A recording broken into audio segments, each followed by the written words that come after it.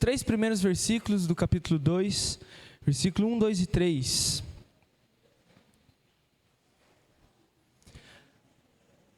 Até aqui vimos como a parte inicial da carta que o apóstolo Pedro escreve para os cristãos que estão na diáspora, que estão espalhados pelas províncias da Ásia, do Império Romano, como ele diz lá no primeiro e no segundo versículo, de como mesmo em meio às situações difíceis da vida, em meio à perseguição, a carta encontrou a vida desses irmãos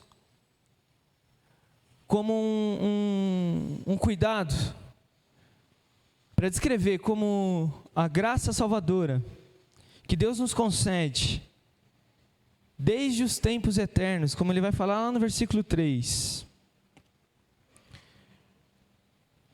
Chamados a viver uma esperança viva, como essa palavra, mesmo em meio às perseguições, elas nos confortam, nos guiam e orientam como deve ser a nossa vida. E desde o versículo 13 do capítulo 1, Pedro ele vai começar uma série de 3 exortações. A gente já viu as 2 primeiras, sobre a santidade. Do 13 ao 21, como Deus é santo, nós devemos ser santos. Na semana passada, com o pastor Lucas, vimos como na santidade deve gerar em nós uma prática de amor uns com os outros. Não esqueça do pano de fundo de que eles estavam sendo perseguidos. E ainda assim, amem uns aos outros. E agora o foco do capítulo 2 é de que a palavra que nos regenerou, como a gente viu semana passada, nos versículos 22 e 25, como essa palavra que nos regenerou nos fará crescer. E é pela palavra, e apenas pela palavra, que a nossa vida espiritual tem que estar fundamentada. A prática da oração, o evangelismo, o serviço, o amor, tudo isso tem que estar de acordo com o que está revelado na palavra de Deus. E só assim os cristãos perseguidos poderiam passar pelas provações com um desejo ardente da palavra de Deus. E assim nós também hoje passaremos pela jornada da nossa vida, naquilo que Deus tem proposto para cada um de nós, em glorificar Ele com a nossa vida, quando ardentemente, intensamente, desejarmos conhecer a palavra de Deus. E essa terceira exortação, que é a que vamos meditar hoje pela manhã, é uma exortação que nos diz que a regeneração, aquela que começou com a palavra do Evangelho que foi anunciada a nós, de uma semente incorruptível e que permanece para todo sempre, essa regeneração, ela não acaba na nossa salvação. Nós somos salvos por meio de Cristo Jesus.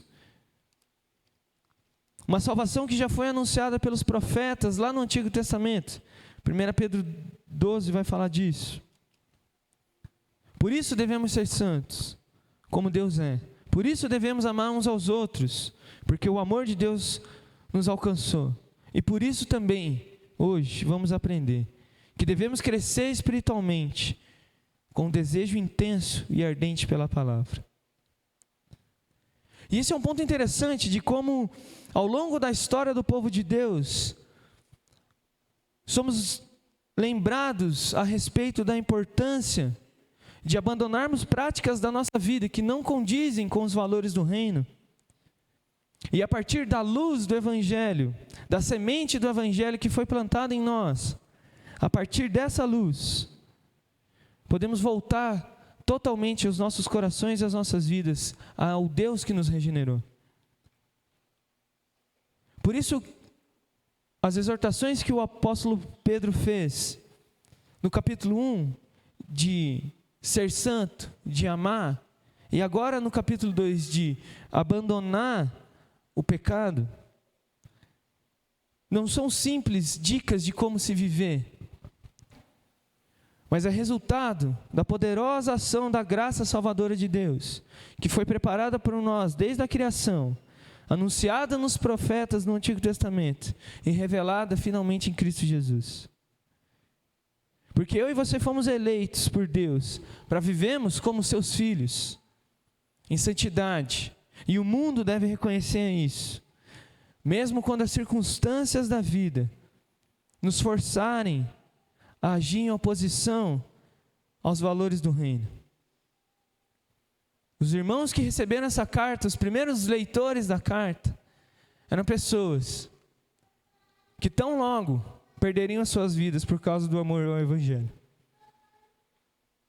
Como ainda muitos irmãos, ao receberem a notícia de que há um Deus que os salvou, que morreu na cruz e ressuscitou, e vivo está e é o Senhor soberano sobre o mundo,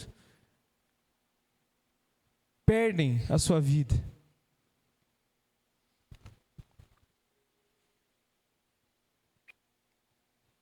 Porque o que nós recebemos, a palavra incorruptível, a semente que permanece para sempre, o evangelho que foi anunciado, é o que o mundo rejeitou. A mensagem de um Deus que se revela à humanidade, a um Deus que abriu mão da sua glória e por amor se entregou na cruz. É isso, essa é a mensagem que o mundo rejeita. E essa é a mensagem que os irmãos aqui na carta de 1 Pedro estão recebendo. E que por amor a essa mensagem, gastando as suas vidas. E fica a primeira pergunta para nós: como tem sido a nossa experiência diária a respeito da palavra de Deus? Porque a nova vida em Cristo, ela transforma o nosso cotidiano. As nossas tarefas comuns da semana deixam de ser apenas uma repetição de coisas. Amanhã de manhã a gente já tem que voltar para o trabalho. Não é verdade? Amanhã de manhã a gente já tem coisa para fazer. Mas essa repetição de tarefas, quando em Cristo, dá um novo lugar de que a redenção em Cristo alcança o nosso cotidiano, alcança o nosso dia a dia. Inclusive, e talvez principalmente, nas coisas mais comuns a se fazer. Um coração grato vai nascer da reconciliação com Deus, da regeneração pela semente incorruptível da palavra. E aqueles que conseguem compreender a regeneração pela graça, aprendem a reconhecer a cada dia, inclusive os maus dias, como providência e sustento da boa vontade do Senhor. A segunda-feira pela manhã, que nos lembra do retorno às nossas responsabilidades, é ali onde justamente a nossa fé vai encontrar a expressão concreta de quem ela é e de onde ela está fundamentada. De um crescimento que vem para a salvação pela palavra, como a gente vai meditar hoje. Ou como o teólogo Herman Bavinck disse: a graça restaura a natureza e a reconduz a seu verdadeiro propósito, que é glorificar a Deus. Assim, a nossa vida regenerada, ela não nos tira do cotidiano. Infelizmente, você vai ter que bater o ponto na sua empresa amanhã de manhã. Eu também farei isso. Mas ela nos dá uma nova compreensão de quem a gente é. Por isso, essa vida regenerada pela palavra, como a gente viu semana passada com o pastor Lucas, aparece não nos momentos extraordinários, mas na constância da vida. O amor que Pedro nos chama a amarmos uns aos outros não é manifestado única e exclusivamente no período do culto público do domingo, mas tem que ser uma expressão constante, diária, o tempo todo, de um amor uns aos outros, fruto de um amor que veio do próprio Deus.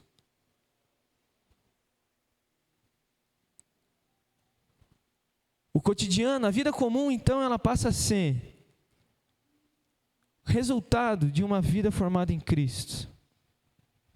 Porque um coração e uma vida regenerada permanecem presentes também nas coisas simples. A gratidão a Deus vai nos ensinar como reconhecer a fidelidade dEle, justamente onde a vida comum acontece, nas tarefas comuns que a gente tem que fazer. Por isso, como a gente vai ver ainda hoje, o sentimento intenso, ardente e completo pela palavra de Deus é o que tem que guiar os nossos dias. Também aqui no culto de domingo, na comunhão que a gente tem uns com os outros na semana na célula, mas também e principalmente na nossa vida cotidiana, naquilo que Deus tem confiado a nós, nas tarefas que temos que realizar. Amém? Vamos ler então 1 Pedro 2, 1, 2 e 3.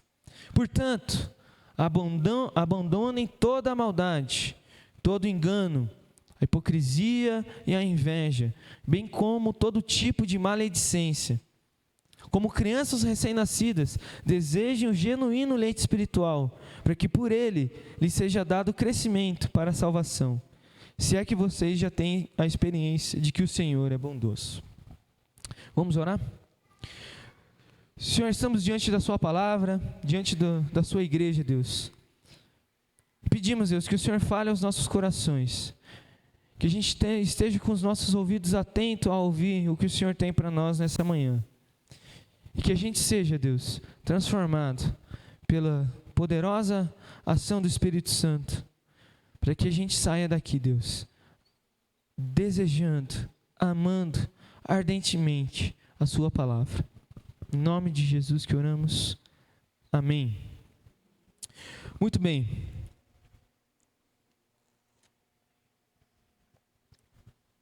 O versículo 1 começa com uma palavrinha de ligação com os últimos versículos do capítulo 1. O portanto. A ideia é de conectar as ideias. Se fomos regenerados pela palavra, portanto, devemos abandonar o pecado. Se fomos regenerados pela palavra, não há outra forma de se viver a não ser a nova vida proposta por Cristo. Não há como viver o mesmo estilo de quem a gente era antes. Porque para além de abandonar o pecado, é apresentar frutos de uma nova vida. É desejar ardentemente o leite espiritual, para que a gente cresça para a salvação. A ideia aqui é, já que você é uma nova criatura em Cristo, já que você foi regenerado pela palavra, agora, essa mesma palavra que te regenerou, vai te indicar como é a sua nova vida. E Pedro começa listando 5 pecados que temos que abandonar. Na versão que eu estou utilizando, a Nova Almeida Atualizada, é a palavra abandonar. Na Revista Atualizada dá a ideia de despojar. Quem tiver com essa versão vai ler essa palavra, que é a ideia de se despir, tirar uma roupa velha que você estava usando antes de ser regenerado. E na NVI usa a ideia de livrem-se. Quem está com a NVI vai perceber isso. De se revestir do novo homem feito em Cristo, como Paulo vai dizer em Efésios 4, no versículo 22 e 24.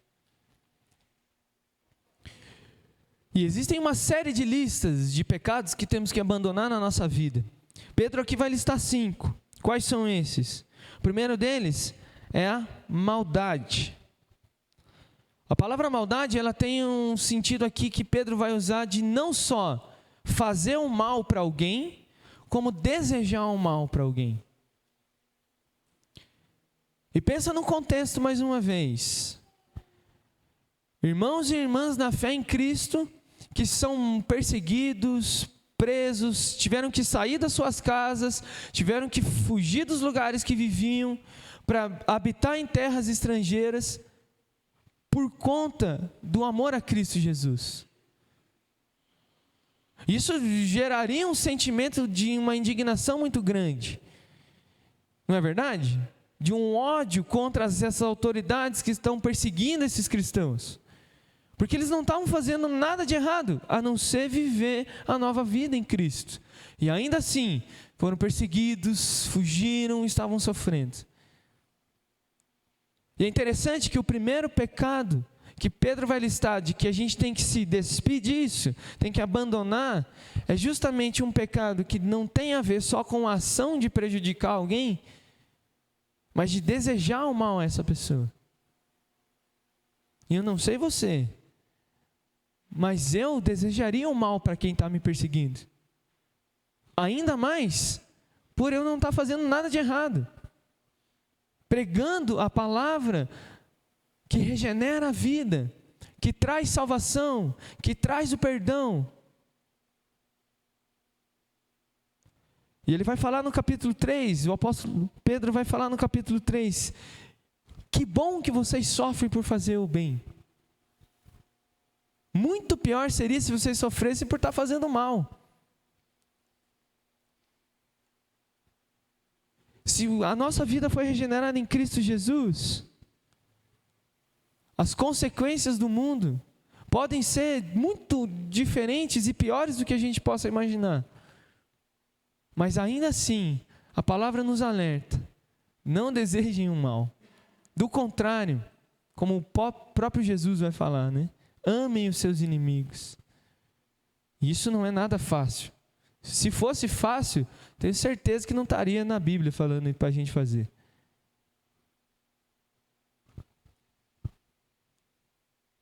E de novo a gente está num ano tenso no nosso país.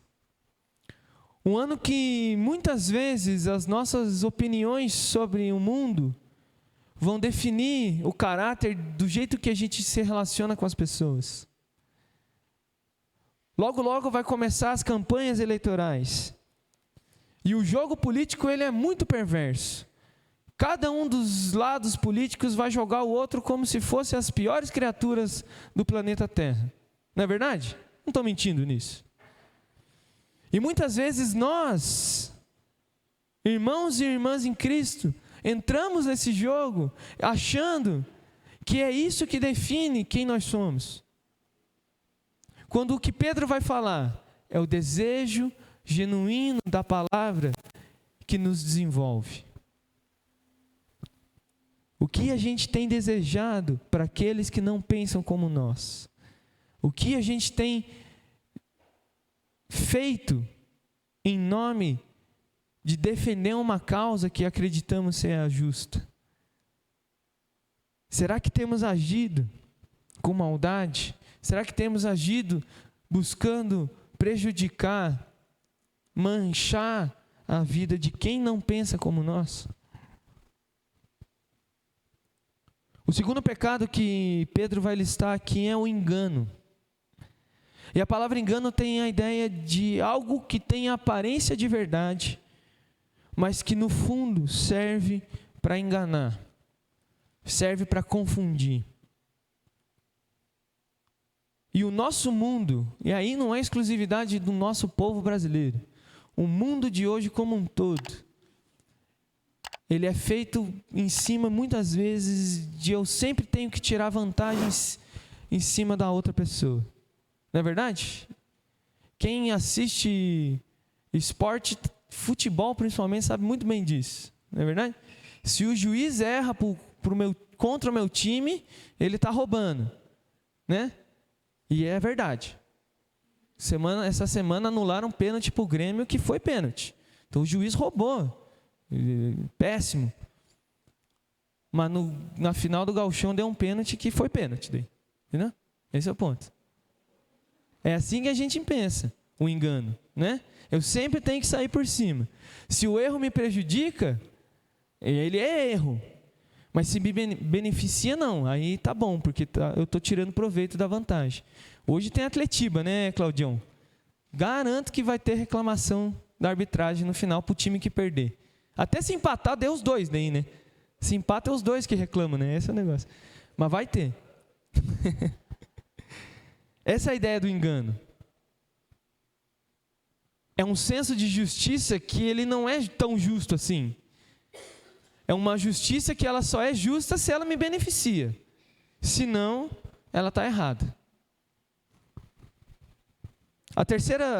O terceiro pecado é a hipocrisia, que é a ideia de fingir ser o que não é.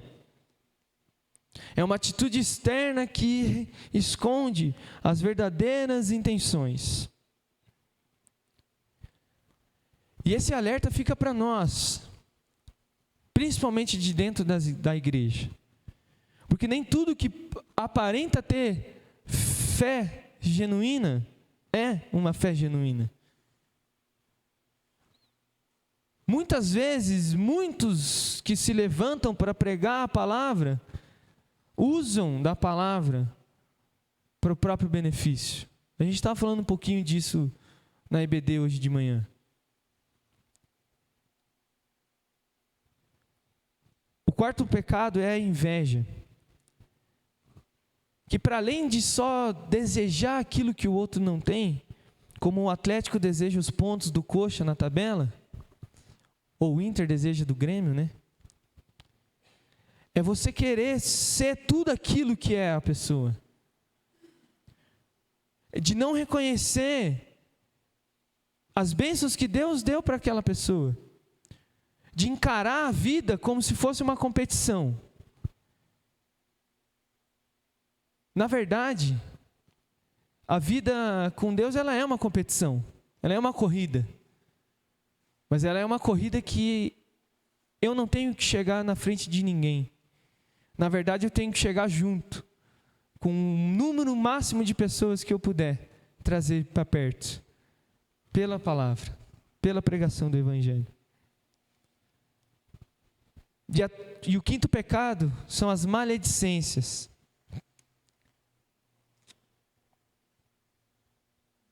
E nós que vivemos na era da internet, das redes sociais, sabemos muito bem o que é maledicência. Provavelmente você já viu alguma pessoa que você até gostava de alguma coisa dela, mas em alguma coisa ela falou algo errado e ela foi cancelada, né? Sabe disso? Aí você não pode mais nem seguir a pessoa no perfil, na rede social, senão você é tudo daquela pessoa também, né? E quando os cancelamentos virtuais acontecem, eles vêm como uma manada, né, de enxurrada de ódio.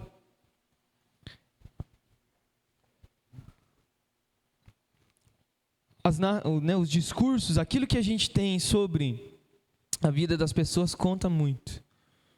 Como é que a gente tem lidado com pessoas diferentes? Será que temos lidado com o amor de Cristo? Ou com o senso de que, por defendermos certas coisas, somos melhores? 3 considerações aqui sobre o versículo 1. Pedro vai usar 3 vezes a palavra toda. Toda maldade, todo engano e toda maledicência. Essa ideia de toda, sabe o que significa? Toda. Para não ter exceção, para não ter escape de nada. Mas se a pessoa me fez mal, então eu posso falar mal dela? Não. É isso que... Se a pessoa me prejudicou, então eu posso revidar? Não há escape.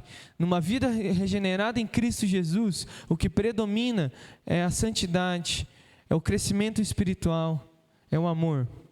Por mais doído que possa ser, por mais difícil que possa ser.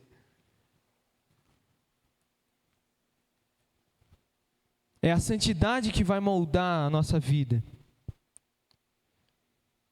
Ou como a W. Tozer vai dizer, a religião moderna se concentra em encher as igrejas de pessoas.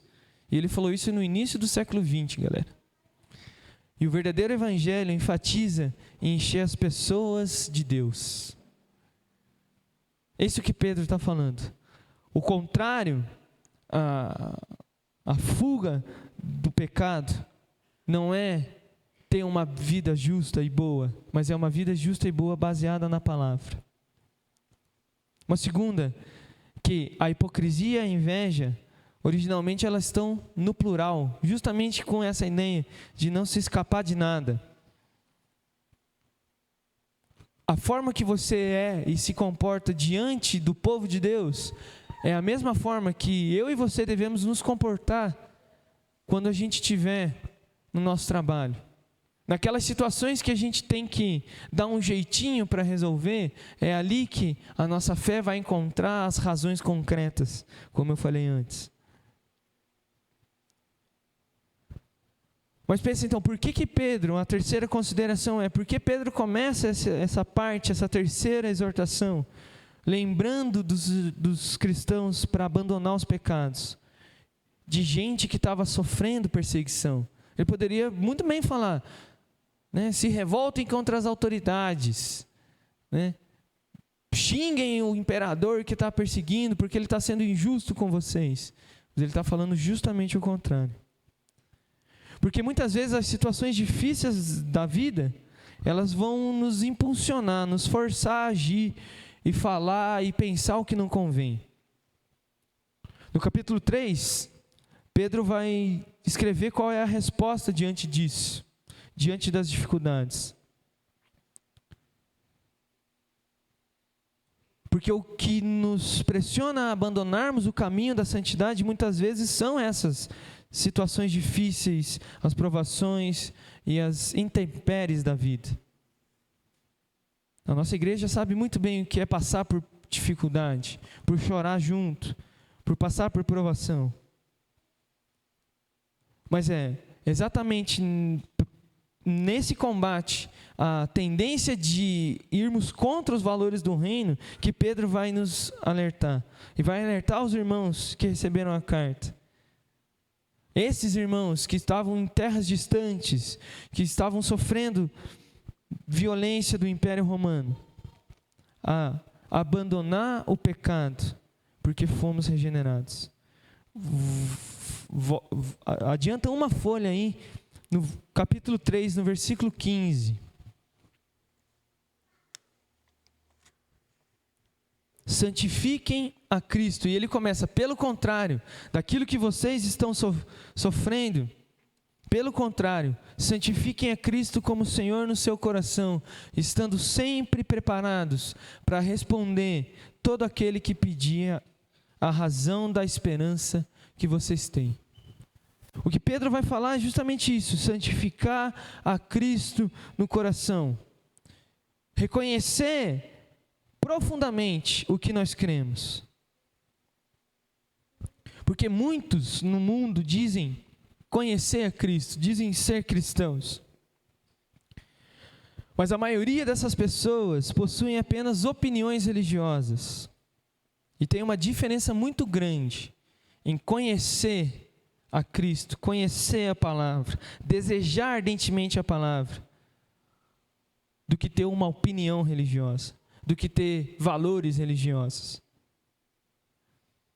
Ouvir um sermão que seja agradável, consumir conteúdos gospel na internet, com boas mensagens, mensagens positivas, e repetir formulinhas prontas, não é ter vida cristã, não é desejar ardentemente a palavra. A convicção da fé, ela vai nascer de um processo lento, que vão exigir de nós leitura, reflexão, confronto, disciplina. Porque a história da igreja é a história de formação, e não apenas de inspiração de um povo. Não é de momentos passageiros que a vida com Jesus é formada.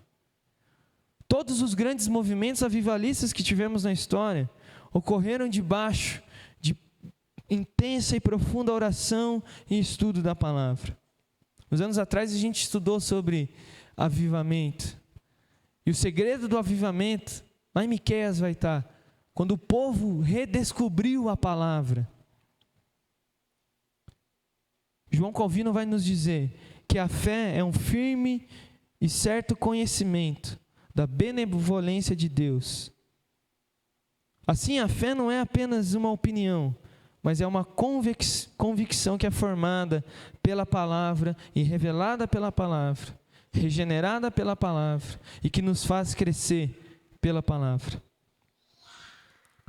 Se no versículo 1 nos diz para abandonarmos o pecado, agora no versículo 2, Pedro vai nos dizer qual é esse novo caminho, essa nova forma de viver. E a grande ordem, o grande imperativo do texto aqui é: desejem ardentemente, ou como está na NA aqui, desejem o genuíno leite espiritual, que é a palavra. A semente do Evangelho que nos regenerou para uma viva esperança, por uma vida em santidade, abandonando a forma antiga e pecaminosa de se viver, vai ser vista quando desejarmos ardentemente a palavra. E quando por meio dela fomos regenerados, e por meio dela cresceremos espiritualmente. E o grande argumento de Pedro aqui é desejar ardentemente a palavra como uma criança recém-nascida. Quando a gente era pequeno, eu pelo menos... Cadê minha mãe? Minha mãe foi embora, pelo amor de Deus. Minha mãe, ela dava para mim o biotônico Fontoura. Lembra disso? Tem ainda hoje? Nem sei se tem ainda. Não sei se tem. Que era para fazer crescer, né? E todas as vitaminas e todo o leite materno, ele tem uma importância fundamental para a vida humana quando nós somos bebês recém-nascidos. E que sem esses nutrientes, toda a nossa vida vai ser prejudicada. Então, o que Pedro está falando é, o anseio pela palavra de Deus, ele tem que ser da mesma forma que um nutriente vem pelo alimento materno, que é fundamental para a vida nos primeiros momentos, mas que tem efeitos por todo o crescimento. O nosso corpo adulto agora, ele é resultado desse alimento materno de quando éramos pequenos. E por isso que Pedro aqui ele não está se referindo única e exclusivamente a novos convertidos.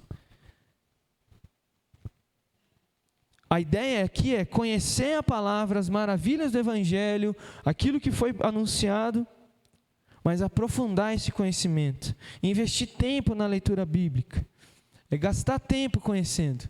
Por isso que você tem que vir na EBD, às 9 da manhã. Tem EBD para adulto, tem EBD para novo crente, tem EBD... Vai começar depois, né, Alisson? No meio do ano, né? O Somos Um é no meio do ano, né? Em abril? Aí, ó, vai começar novos membros, vai começar para a galera que se batizou recentemente, também vai ter classe. Tem classe infantil, tem classe de junior. Tem de junior. Tem para todas as idades. Precisa investir tempo na palavra. Porque é aí que a nossa fé vai ser desenvolvida, que é a nossa salvação. Os EBD às 9 da manhã, beleza? Aqui na igreja. Porque os irmãos que se chegavam à comunidade da fé precisavam conhecer sobre Jesus, obviamente. E durante esse tempo não tinham a Bíblia fechadinha, o Novo Testamento como temos. E isso poderia e tinha gerado em vários lugares uma série de problemas. Como está lá em 1 Coríntios 1. 1 Coríntios 1, 12 ao 15 diz assim, ó: refiro-me ao fato de cada um de vocês dizer, eu sou de Paulo, ou eu sou de Apolo, ou sou de Pedro, e ainda eu sou de Cristo. Será que Cristo está dividido? Será que Paulo foi crucificado por vocês? Ou será que vocês foram batizados em nome de Paulo? Essa era a questão. A imaturidade da palavra de Deus, ela vai gerar disputas, vai gerar contendas. Mas ela não pode acabar na imaturidade. Ela tem que gerar crescimento. E olha só, né, o desabafo do apóstolo Paulo. Dou graças a Deus por não ter batizado nenhum de vocês, para ninguém sair cantando vantagem, exceto Crispo e Gaio, para que ninguém diga que foram batizados em meu nome.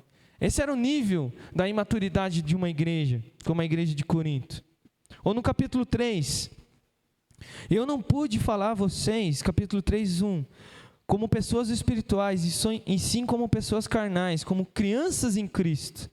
Eu lhes dei leite para beber, e não pude alimentá-los com comida sólida, porque vocês ainda não podiam suportar. Nem ainda agora, porque vocês ainda são carnais. porque há ciúmes e brigas entre vocês. E será que isso não mostra que vocês são carnais e andam segundo os padrões do mundo? Olha lá, versículo 6. Eu plantei, Apolo regou, mas o crescimento veio de Deus. De modo que nem o que planta é alguma coisa, nem o que rega, mas é Deus que dá o crescimento. Olha só, a imaturidade na palavra ela pode gerar disputas, mas o que Paulo está falando, quem pregou, quem plantou, não importa, porque o crescimento ele vem única e exclusivamente de Deus. Essa é a vida de quem é carnal. Essa é a vida de quem ainda mantém peças da roupa velha do pecado que Pedro vai listar. O que faz parte da vida. A imaturidade espiritual ela faz parte.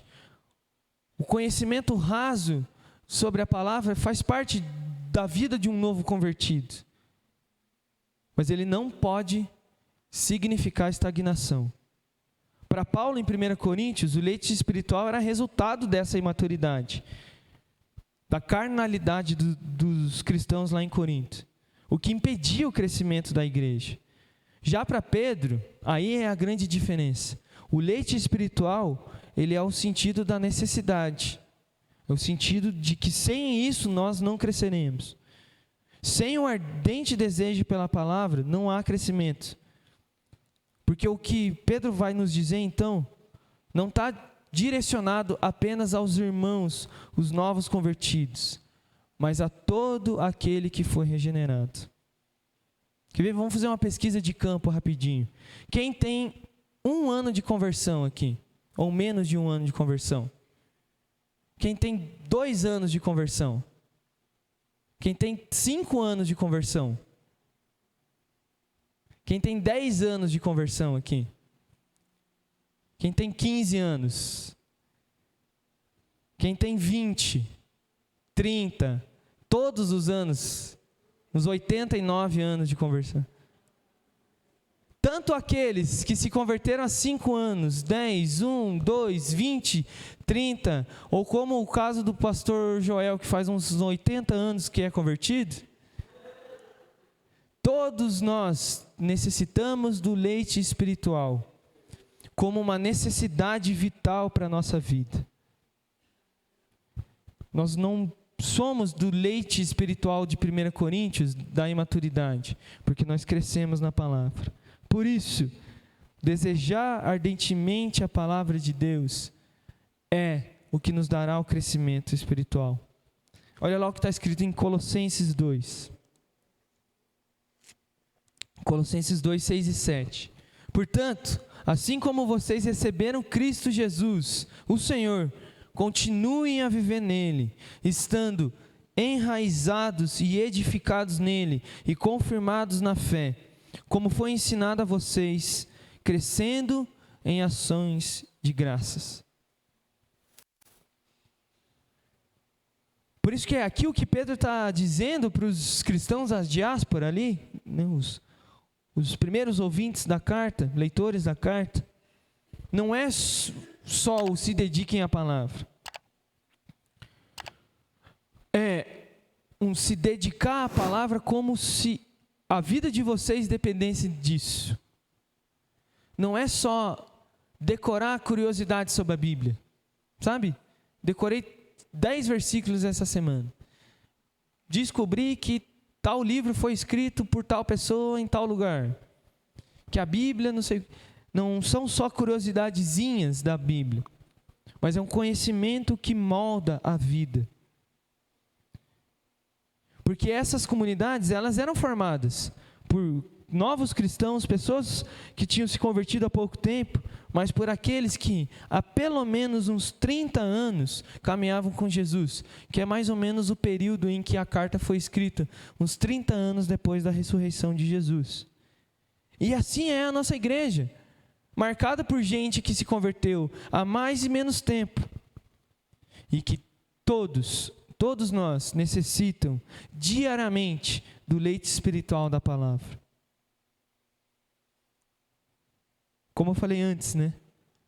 A vida espiritual, a vida com Jesus é uma competição, uma corrida que cada um de nós tem que correr. Mas a gente não compete, a gente não corre sozinho. Primeiro porque temos o nosso Senhor nos amparando, a palavra de Deus nos sustentando. E temos uma comunidade de irmãos e irmãs que estão correndo essa trajetória juntos. Porque o Evangelho que nos regenerou, não nos regenerou só no plano espiritual. Por isso da necessidade da santidade, como a gente viu no capítulo 1. Porque a nossa vida ela terrena aqui, a nossa vida comum, ela tem que gerar frutos de louvor e glórias a esse Deus que nos regenera. Por isso da necessidade de lembrarmos que a palavra de Deus é o meio de graça que esse Deus deu ao seu povo para o seu crescimento, para o desenvolvimento, para o fortalecimento e amadurecimento na fé. Temos a palavra de Deus, a revelação do Deus vivo, de Cristo Jesus, o nosso Senhor e Salvador, para vivermos uma vida que o glorifique, para termos sustentação suficiente, para passarmos pelas dores e dificuldades do mundo e continuarmos firmes e inabaláveis na fé em Cristo, não em nós, não na fé em nós, mas uma fé que tem um alvo, uma fé que tem um objeto, um objetivo, que tem um nome, que é o precioso nome de Jesus Cristo. É esse nome que sustenta, é a Ele que vemos o poder da palavra. Por isso que a gente tem que lembrar da suficiência da Escritura, de entender que é o Evangelho que nos regenera, e não o Evangelho e mais alguma coisa. Não o Evangelho e a minha opinião certa sobre o mundo. Não é o Evangelho e o candidato de Deus que eu vou votar no meio do ano. É o Evangelho. Tudo o que precisamos para uma vida que glorifica a Deus está revelado a nós na palavra. Tudo que é necessário saber já está claro na palavra. Porque diante de nós tem beleza que nos faz refletir e conhecer a esse Deus.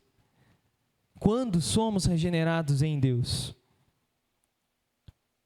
Ou como a gente leu no Salmo 19, o Alisson leu para nós.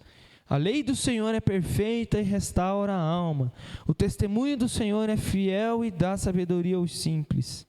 Ou no versículo 14. As palavras dos meus lábios e o meditar do coração sejam agradáveis na tua presença, Senhor, rocha minha e redentor meu.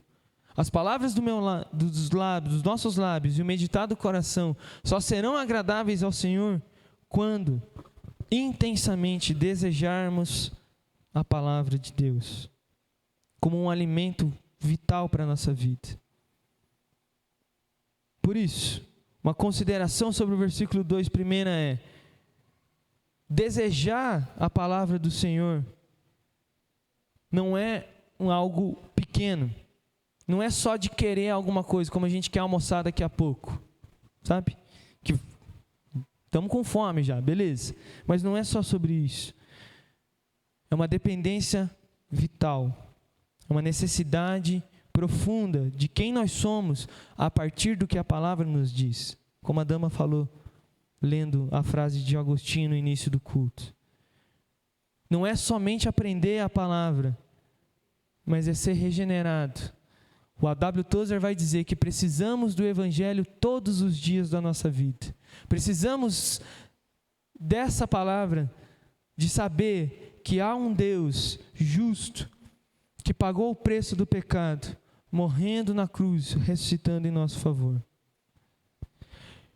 O segundo ponto do versículo 2 é que Pedro ele faz um jogo de palavras, porque no versículo 1 é para abandonar o engano, e que no grego significa dolo. E no versículo 2, o genuíno leite espiritual, a palavra genuíno é o adólum, ou o contrário do dolo, o contrário do engano. Como então que a gente diferencia o que é enganoso do que não é enganoso? À medida que a palavra de Deus for central na nossa vida. E uma terceira consideração é, do versículo 2, de que a qualidade que Pedro põe para o leite como um alimento vital é genuíno e espiritual, que é desejar que as nossas almas sejam profundamente transformadas por essa palavra. Porque a vida com Jesus, ela não é superficial. Nós somos inundados por uma graça de conhecer a um Deus que se revelou e que nos chama a pertencer ao seu povo. No versículo 3, aqui na NAA diz: se é que vocês já têm a experiência de que o Senhor é bondoso. Na NVI dá um sentido interessante. É agora que vocês provaram que o Senhor é bondoso. Não é se é, mas é o agora. Como resultado da regeneração, como resultado de abandonar o pecado e como resultado de desejar ardentemente a palavra, vocês provam assim que o Senhor é bondoso. Porque desejar a palavra é resultado do resgate que a própria palavra fez em nossas vidas. Por isso, a palavra de Deus e o desejo intenso deve ser central em nossas vidas. E é por meio dela que pautamos a nossa vida. Porque a palavra é a revelação do Deus vivo ao seu povo. Entender o Evangelho e entender a palavra não é apenas para os momentos iniciais da nossa fé, mas a todo tempo e durante toda a nossa caminhada. Por isso, da necessidade de desejarmos intensamente, genuinamente a palavra. Porque é só por meio dela que conheceremos a Deus, abandonando os nossos pecados. Porque somos sustentados pela palavra. E é ela a única suficiência, a revelação que precisamos. Não precisamos adicionar mais nada. Não precisamos de nenhuma experiência a não ser a de se entregar e desejar completamente a palavra. Porque um dos problemas das nossas igrejas no Brasil hoje é justamente a falta de conhecimento da palavra. Não só do tempo dedicado ao estudo nos cultos, mas uma superficialidade no conhecimento. Isso não é culpa só dos líderes charlatães do mundo, mas é a nossa culpa também. A gente ocupa a nossa vida com tantas outras coisas. A gente dedica a nossa vida tanto a demais coisas da vida, menos no espaço comum da palavra que tem que ocupar o nosso coração. E fica a última pergunta, que é parecida com a primeira. Qual é o espaço da palavra do Senhor no nosso cotidiano? Porque eu e você precisamos diariamente nos alimentar dessa palavra. Um bebê, ele não é alimentado uma única vez. Nós não nos alimentamos uma única vez. Nós comemos todos os dias. Nós buscamos coisas todos os dias. E assim tem que ser o desejo pela palavra de Deus. Como algo de que as nossas vidas dependessem. Como algo de que, sem isso, não conheceremos mais o nosso Deus. Que cada um de nós possa buscar genuinamente essa palavra. E como crianças, se debruçar diante do nosso Deus, diante do nosso Pai, o nosso Senhor e Salvador, Jesus Cristo. Para que assim a gente cresça e desenvolva a nossa salvação. Juntos, como filhos e filhas regeneradas por essa graça. Amém? Vamos orar? Obrigado, Senhor, pela sua palavra. Obrigado porque o Senhor se revela até nós por